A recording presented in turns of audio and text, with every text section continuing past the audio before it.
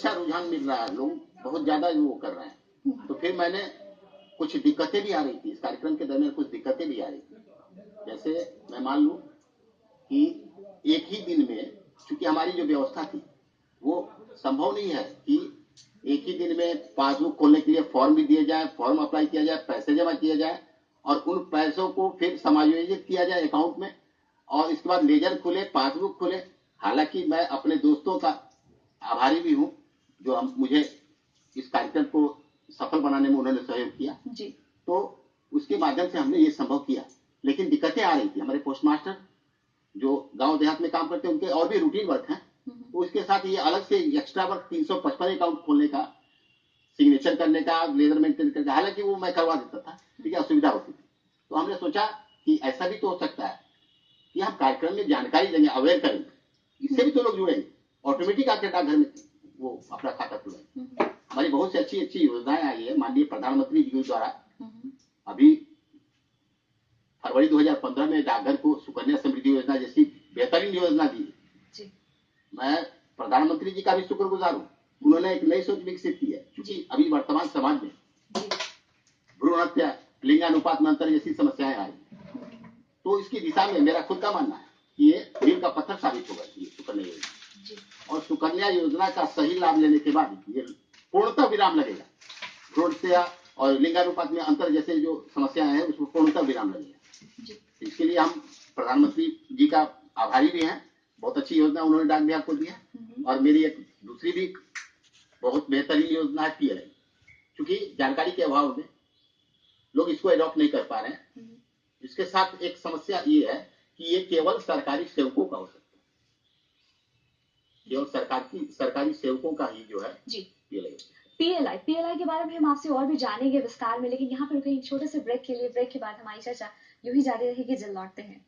जी हाँ, भारतीय डाक सेवा का हमारे देश में कितना वृहद रूप है और किस तरीके से ये कितने ग्राहकों को फायदा पहुंचा रहा है, और जो ग्राहक अभी तक इनसे नहीं जुड़े या जो लोग नहीं जुड़ पाए हैं वो किस तरीके से जुड़ सकते हैं, ये तमाम जानकारी दे रहे हैं हमारे आज के खास मेहमान शैलेश कुमार सिंह जी। शैलेश जी, आपने बहुत कुछ बताया, बहुत सारे कार्यक्रमों की, बहुत सारी योजनाओं का जिक्र किया, चर्चा की। जानना चाहूंगी आज के युग में जो जिसका बहुत सारे लोग लाभ उठा रहे हैं, जो ज्यादा लोगों के लिए सहूलियत भरा भी है, लोग को ज्यादा ये आसान लगता है, ऐसी स्थिति में क्या डाक सेवा के लिए, भारतीय डाक सेवा के लिए कोई चैलेंज है या भारतीय डाक सेवा भी कुछ इस तरह की सेवा उपलब्ध करा रहा है? पहले तो ये मैं बता दूं कि हमारी सारी सेवाएं ऑनलाइन हो चुकी है और वहां पर वो रहेगा, अपना आइडेंटिटी प्रूफ लेके रहेगा। हम यहाँ से पैसा सेंड करेंगे और 2 मिनट के अंदर वो उसका भुगतान ले सकते हैं। यानी कि भारतीय डाक सेवा भी ऑनलाइन सेवा शुरू कर दी है, यानी कि इलेक्ट्रॉनिक तरीके से, इलेक्ट्रॉनिक जरिए से कम समय में आप उस सुविधा का लाभ उठा सकते हैं। ब्रेक में जाने से पहले हम PLI का जिक्र कर रहे थे, वो बात अधूरी रह गई थी। इस बारे में आप इस कार्यक्रम के बारे में, इस योजना के बारे में हमारे दर्शकों को जरूर बताएं।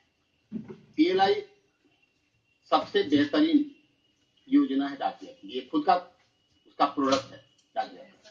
और ये इसकी शुरुआत 1884 ईस्वी में हुई, लेकिन उस समय एक सोसाइटी के रूप में जो है इसकी शुरुआत की गई थी और केवल डाक कर्मियों के लिए इसकी शुरुआत की गई। बाद में चलकर इसको विस्तारित किया गया और कोई भी सरकारी सेवक इसको अपना सकता है। तो बहुत ही अच्छी योजना है, प्रीमियम कम, बोनस ज्यादा। आप सोचेंगे कि इसका ये कैसे संभव है, तो मैं ये बताना चाहूंगा कि चूंकि देश के किसी भी सरकारी गैर सरकारी इंश्योरेंस के सेक्टर में काम करने वाले कोई भी संस्थान है, उसमें कमीशन पर 25 से 30% खर्च हो जाता है।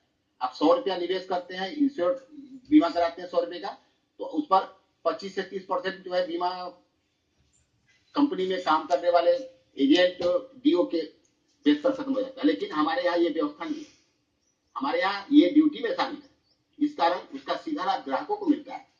आज की तारीख में मैं बता दूं कि हमारे यहाँ 60% पर 1000 पर एनम है उसका रेट ऑफ इंटरेस्ट या यू कहे बोनस। और कोई भी सरकारी हो, गैर सरकारी हो, प्राइवेट कोई भी कंपनी हो, PLI के इंश्योरेंस के सेक्टर में काम करने वाली, उसका maximum rate of interest below 50 होता है, वो भी ज्यादा बेनिफिशियल है। और डाक विभाग ने अपनी योजनाओं को संशोधित करते हुए PLI केवल सरकारी सेवकों के लिए है, आम ग्रामीण, चूंकि हमारे 80% आबादी तो गाँव में रहती है। जी बिल्कुल। हमारे सबसे ज्यादा डाकघर गाँव में, तो उनको फोकस करते हुए एक नई योजना 95 में शुरू की गई है, 1995 में, RPL, rural postal life insurance, ग्रामीण डाक जीवन बीमा, नाम से स्पष्ट है। और उसमें भी प्रीमियम कवर बहुत ज्यादा मिलता है। और चूंकि इसका प्रचार प्रसार हमारे यहाँ किसी माध्यम पर नहीं है, यही समस्याएं आ रही थी ग्राहकों के साथ, तो हमने इसके लिए जो है, आप समझ सकते हैं कि आज की तारीख में इंटरनेट का जमाना है, तो हमने एक नई कार्यक्रम शुरू की, जनसंपर्क निरीक्षक आपके द्वार के बाद, ये पोस्टल हेल्पलाइन और मोबाइल कार्यक्रम। मैंने देखा कि देश में किसी भी स्तर पर डाक विभाग का कोई हेल्पलाइन है जिस पर कॉल करके डाक विभाग के उत्पाद की, सेवाओं की जानकारी ले सके या आने वाली समस्याओं के समाधान के उपाय ले सके। तो इसके लिए हमने एक कार्यक्रम बनाया और अपना मोबाइल नंबर डिस्प्ले किया। हमारे मोबाइल नंबर 77 63 81 97 पर कोई भी हमारा ग्राहक कॉल करके डाक विभाग के उत्पाद और सेवाओं की जानकारी ले सकता है और आने वाली समस्याओं के समाधान के उपाय जान सकता है। पूरे कार्य दिवस में जो हमारा वर्किंग डे है, उसमें संडे हॉलीडे को छोड़कर 1 बजे से 3 बजे तक कोई भी ग्राहक हमको कॉल करके हमारे डाक विभाग उत्पाद की और सेवाओं की जानकारी दे सकता है और आने वाली समस्या को समाधान के उपाय जान सकता है। ये हमने देश में पहली बार शुरू की, इसलिए कि हम ग्राहकों से जुड़े थे, हम समस्याएं देख रहे थे लोगों की। जी, ग्राहकों की जो समस्याएं हैं उन्हें दूर करने का प्रयास आप कर रहे हैं।